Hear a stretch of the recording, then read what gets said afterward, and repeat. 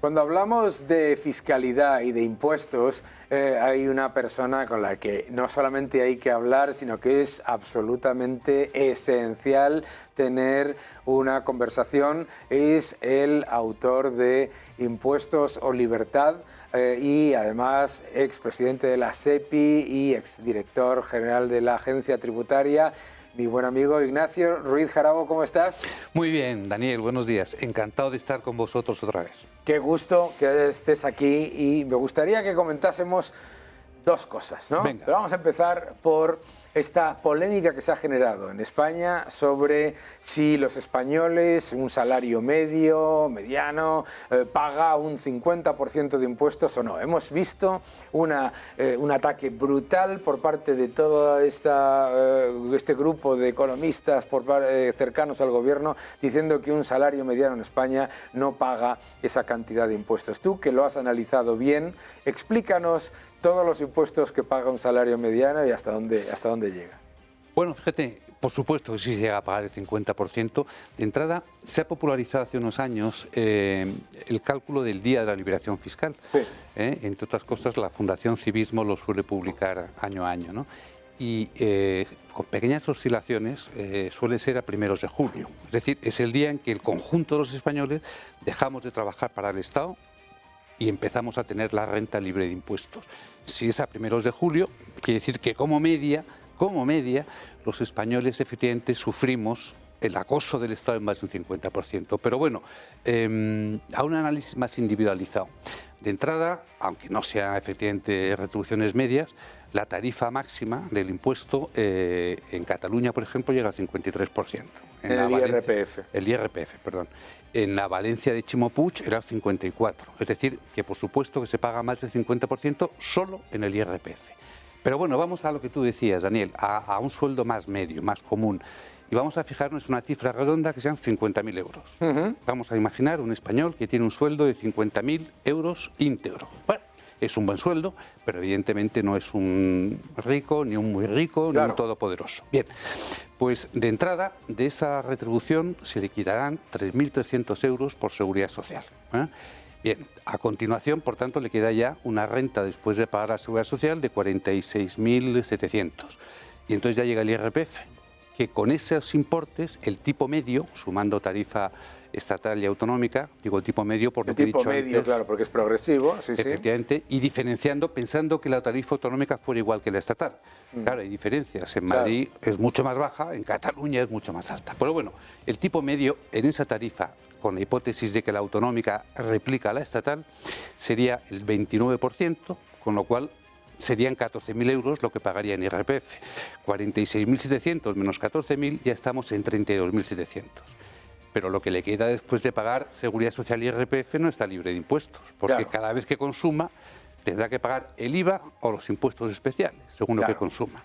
Bueno, considerando un tipo medio del 14-15%, que no es exagerado, estaría pagando ahí 5.700 euros.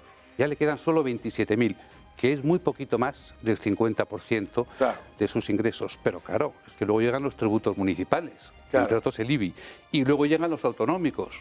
Por ejemplo, en Madrid no hay ningún tributo autonómico, pero en Cataluña hay 15. Con lo cual, al final, efectivamente, estamos en el 50% de pagos al Estado si tienes un sueldo de 50.000 euros y en condiciones normales, como si te ocurra adquirir una vivienda o vender una que tuvieras antes, entonces ya empiezas a pagar muchos más impuestos por las ganancias patrimoniales, etcétera, ¿no? Por tanto, sí, claro que sí, un sueldo medio en este país le es detraído el 50%. Claro. Y además, si vamos a un salario de 23.000, 24.000, haces el mismo cálculo. Y en medio del 50 sería el 40, Daniel. Pues sería el 40, no, y además voy a ser ligeramente crítico porque dices, me has dado toda esa lista de impuestos correctamente, pero es que nos faltan el impuesto al CO2, el impuesto a la electricidad, el impuesto a los hidrocarburos, el impuesto a los seguros que pagamos todos, el impuesto a cualquier forma de ahorro, etcétera. Al plástico. Al plástico, o sea, claro, que lo importante es demostrarle a la gente que no es que el cálculo sea exagerado en cuanto a pagar impuestos, sino que es conservador. Y fíjate que hemos llegado sin rompernos la cabeza a ese 50%. Es absolutamente aberrante que en España se haya generado ya hasta el debate. Bueno, yo tengo una cuenta, no sé si lo sabes, una cuenta en Twitter en español y una en inglés, ¿vale? Sí. Cuando yo pongo en mi cuenta en inglés que en España se ha creado un debate diciendo que las cotizaciones sociales a cargo de la empresa no son impuestos, la gente lo flipa. Es que es increíble que aunque la OCDE te lo diga claramente en el informe Tax and Wages, etcétera, haya gente que diga esas aberraciones. Pero es que además tiene todas las características que definen un impuesto, ¿no? Se exige de forma obligatoria, de forma coactiva, y no hay una contraprestación directa, que son las dos características del impuesto. ¿Que hay contraprestación indirecta? Claro, y los impuestos también. Claro. Pero no hay una contraprestación directa y se exige coactivamente, por tanto, claramente. Verde y con asas. Verde y con asas. Es que a mí me hacía gracia porque había un comentario en una página web, ¿no?, que decía un catedrático, no es un impuesto porque si se lo eliminasen a las empresas eso no significa que subiría los salarios. ¿Perdón? Un argumento esotérico, ¿no? Es una especie de... ¿Y de dónde se ha sacado usted ese análisis y esa locura, ¿no? Soy reiterativo. Dos características tienen los impuestos para definirlos. Que se exijan coactivamente. Eso es. Y que se exijan sin contraprestación directa. Claro. Que me diga ese catedrático cuál de esos dos requisitos no cumple la seguridad social. Además es muy sencillo. Si yo contrato a una persona, tengo que pagar ese impuesto. Si no contrato a esa persona, no lo tengo que pagar. Por lo tanto, es parte del salario. Sin ¿verdad? duda alguna. Absolutamente. Pues además, en este país en el que, como decía Paco Umbral, a veces nos encontramos con ciudadanos que son una combinación de inspector de Hacienda y árbitro de fútbol, que están siempre diciendo qué es lo que tiene que recaudar y diciendo lo que tiene que hacer el otro, ¿no? Nos hemos encontrado con una cantidad de titulares sobre la actividad del hermano del presidente del gobierno, con una serie de características más que sorprendentes en un país que tiene una de las haciendas públicas más rigurosas y más exigentes y más meticulosas del mundo, probablemente, ¿no? A mí me gustaría que nos explicases un poco, porque yo veo estos titulares y yo... ¿Se puede entender tal vez que da la sensación como que se le ha hecho una especie de traje a medida fiscal a una persona? Es absolutamente curioso. Es algo, fíjate, absolutamente incomprensible, salvo que interiorices que estamos en un estado absolutamente perverso, ¿no? Porque, punto uno, los expatriados fiscales, a los que el presidente Sánchez no se cansa de llamarles antipatriotas, los expatriados fiscales llevan 4, 5, 6 años siendo uno de los objetivos prioritarios de control por parte de la agencia tributaria. Año tras año en su plan de control. Todo aquello, sí. Pero es que además lo dicen en su plan de control. Objetivo prioritario, controlar la realidad o ficción de las expatriaciones fiscales, porque es una fuente de fraude y demás. Punto uno. Punto segundo. En la base de datos de la agencia tributaria consta fehacientemente que este señor trabaja en la Diputación Provincial de Badajoz, es decir, en un organismo público español. Y cotiza ahí. Consta, sí, porque la Diputación Provincial de Badajoz tiene que presentar el modelo correspondiente de retribuciones satisfechas a sus empleados y funcionarios. Y a su vez, no consta en la base de datos de la agencia tributaria que este señor presente declaración del IRPF. Luego, esas dos cosas, que trabaja en la Diputación de Badajoz y que no declara IRPF, están en la base de datos de la agencia tributaria. Con lo cual, los cruces permanentes que hace de la información que tiene en su base la agencia tributaria han tenido, lo digo, han tenido, no digo que deberían, no, han tenido que expulsar el nombre de David Sánchez como persona a ser incluida en el plan de inspección. Lo garantizo. Sí. Porque así se hacen los planes de inspección de la agencia tributaria, cruzando la información de la base de datos y el ordenador expulsa los nombres. Si no ha sido inspeccionado, y no lo ha sido, porque si no le habrían rectificado ya su forma de tributar, porque luego lo diré, legalmente es residente fiscal en España, porque su centro de intereses económicos está en España. Si no ha sido inspeccionado, y no lo ha sido, porque no le han corregido su forma de declarar, quiere decirse una de dos: o que en Madrid, en el Departamento de Inspección Tributaria de la agencia, alguien ha tachado el nombre, o porque en la Delegación Territorial de Extremadura alguien ha tachado el nombre. En un sitio o en otro, alguien ha metido la mano de forma misteriosa para excluir a David Sánchez del plan de inspección, lo cual es absolutamente escandaloso. ¿Y por qué tenía que tributar en el IRPF? Porque para tributar en el IRPF como residente fiscal en España, basta con cumplir una de estas dos condiciones: residir 183 días en España. Él dice que no es así. Bueno, tendría que comprobarlo la agencia tributaria, pero el segundo requisito que te hace sí o sí residente fiscal en España es que tu centro de intereses económicos esté en España. Y él evidentemente tiene un sueldo pagado por un organismo público español y tiene, según dice, un importante paquete de acciones de una entidad española y por tanto todos sus ingresos provienen de España. Claro. Y por tanto cumple el requisito para ser residente fiscal en España. Y fíjate, David, acabo con esto. Si la agencia tributaria no hubiera tachado su nombre del plan de inspección, si no lo hubiera tachado, en esa inspección quizá lo de menos hubiera sido el incumplimiento fiscal que ha hecho este señor y la sanción que le correspondería. Lo demás es que la agencia tendría que haber investigado el origen de su patrimonio, porque con las retribuciones que tiene es imposible haber acumulado ese patrimonio. Y ya no estamos hablando de un posible incremento injustificado a tributar en el IRPF, no. Estamos hablando de la posible concurrencia de un delito tipificado en el Código Penal, que puede ser blanqueo o puede ser colaboración a la ocultación del patrimonio de un tercero. Eso se hace normalmente con amigos próximos o con familiares. Y ahí lo dejo.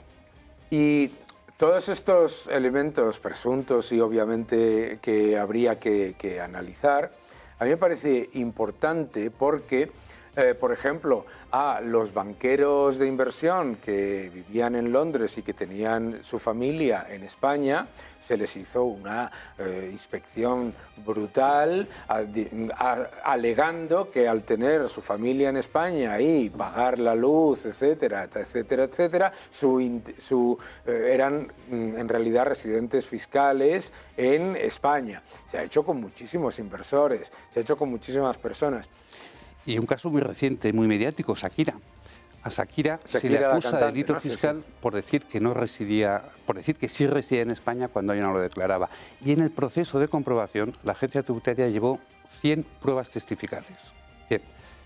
Eran el pescadero de la esquina, el carnicero de enfrente, la peluquera de la peluquería, la mercería, es decir, todas las pruebas testificales eran de candidatos posibles a ser inspeccionados por la agencia tributaria. Que cuando se le pregunta, ¿venía por aquí con frecuentemente Shakira? Sí. Sí, claro. A comprar el pescado. Claro, claro. Shakira. Claro, claro. Pero ¿me vas a permitir dudar de ver a Shakira haciendo la compra? 100 no es por testigos nada. que podían ser inspeccionados por la agencia tributaria. Bueno, pues con eso se le acusó de delito fiscal y bueno, el resultado final ya lo conocemos todos. Pero quiero decir que los que declaran ser no residentes sufren efectivamente la inspección durísima de la agencia tributaria. Este señor no. Por no hablar de Ferrovial. Bueno, fíjate claro, eso aparte, fíjate tú la campaña que recibieron los directivos de Ferrovial por simplemente hacer una reestructuración societaria que llevaba obligatoriamente y de forma consecuente el cambio de residencia del grupo, ¿no? Fueron acusados por el presidente de gobierno en sede de la Unión Europea, en una conferencia de prensa tras una reunión de la Unión Europea, fueron acusados de antipatriotas. A mí, ante este tipo de presuntos problemas y de situaciones que están puestas en duda por parte de la prensa, a mí me vienen a la mente dos grandes elementos. El número uno es que queda una imagen hacia afuera, ¿no?, de que hay un trato desigual con respecto a la normativa dependiendo de si una persona es cercana o no cercana al gobierno, y eso puede generar inseguridad jurídica. Y después que estos presuntos casos, además, incluyen una constante idea hacia el contribuyente de que no merece la pena llevar a cabo una actividad en España porque te vas a encontrar con un ataque absoluto, que es, volviendo al tema de lo que hablabas de Shakira, y por el otro lado, con desigualdad ante la ley y mayor inseguridad jurídica. A mí estos presuntos casos, la verdad es que me preocupan mucho desde el punto de vista, digamos, general. Y luego es preocupante. Además, fíjate que es algo que resulta en cierto modo novedoso. La agencia tributaria, bueno, que ha sido siempre, lógicamente, motivo de críticas, como debe ser, pero jamás se había dudado de su imparcialidad. Se le ha criticado por su dureza. De hecho, se le ha criticado por su dureza, pero no por su imparcialidad, porque si hay algo que ha quedado claro en investigaciones a personas cercanas al gobierno durante la época de Rajoy y cercanas al gobierno durante la época de Zapatero, era que la inspección y que los inspectores de Hacienda hacían su trabajo de acuerdo a sus normas y con respecto a lo que tenían en sus manos. Y ese valor, que era la imparcialidad reconocida en el funcionamiento de la agencia tributaria, se lo está cargando absolutamente el actual gobierno, ¿no? Con las cosas que estamos comentando. Una pregunta que quería hacerte con respecto a esto, porque a mí me preocupa muchísimo el cambio normativo en cuanto a la contratación de inspectores y cómo se llega a ser inspector de Hacienda. O sea, estamos en una institución en la que había una claridad absoluta y unos elementos de transparencia muy claros. Cumpliendo los requisitos de mérito y capacidad que dice la Constitución, ¿no? Yo he sido 4 o 5 años presidente del Tribunal de Selección de Inspectores y conozco, primero pasé a la oposición y luego seleccioné durante 5 años a los que querían ser. Conozco perfectamente que es durísima y que el mérito y capacidad estaban ahí presentes, ¿no? Bueno, pues el proyecto del gobierno es sustituir ese proceso, que son 4 exámenes y luego un año entero en la escuela de inspección, sustituirlo por unos tests con respuestas predeterminadas, en la cual además, ya por curiosidad, el fallo no computa como de forma negativa, ¿no? Se quieren seleccionar así los inspectores de Hacienda, pero es que hace 20 días se ha publicado un orden ministerial por el cual, no contentos con eso, no contentos con repartir carnes de inspectores, poco menos que a quien quieran, ahora pretenden que los puestos de subdirector general en el Ministerio de Hacienda, en toda la administración pública, se puedan ocupar por personas que no sean funcionarios. Es decir, estamos en una absoluta desprofesionalización de la administración pública en general y en concreto la agencia tributaria en una absoluta conversión en un instrumento maniqueo efectivamente de premiar a los próximos amigos y familiares y de castigar a los rivales, adversarios y contrincantes. Es un gran problema que se pierda la independencia de algo que claramente estaba garantizado con un sistema como era el de la inspección tributaria, y estos casos, presuntos casos, siempre hay que tenerlos muy, muy en cuenta. Muchísimas gracias, Ignacio, gracias por venir, y ya sabes que estás en tu casa. Muchas gracias.